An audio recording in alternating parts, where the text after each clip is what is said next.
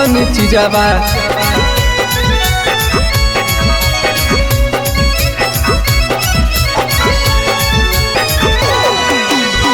कैसन चीजवा तू पिलाई दिल राजा जी। दरुआ के निसवा हमरा लाग गेलै ए राजा जी। दरुआ के निसवा हमरा लाग गेलै ए राजा जी। कैसन चीजवा तू पिलाई दिल राजा जी। कैसन चीजवा तू पिलाई दिल राजा जी। कहले हल सरबत देख के नाच दिल राजा जी। कहले हल सरबत देख के नाच दिल राजा जी।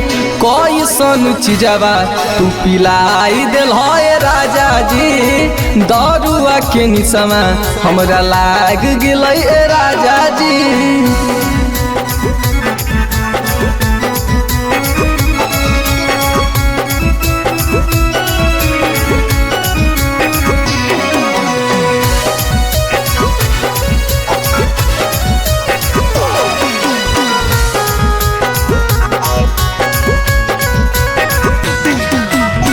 तहनी को न बुझला तोहें दिलवा के दर्द जी।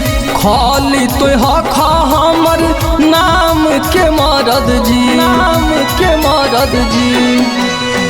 तहनी को न बुझला तोहें दिलवा के दर्द जी। खाली तो खा हमर नाम के मरद जी। बात नहीं बुझब त्याग देबै राजा जी।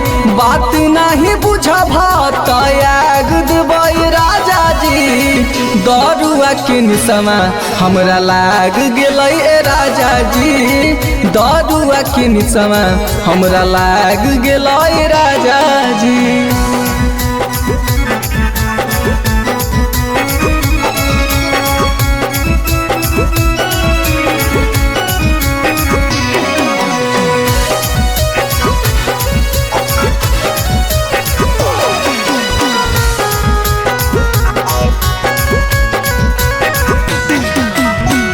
ऐसन हाल रहता तोर प्रभाकर मुकेश हो।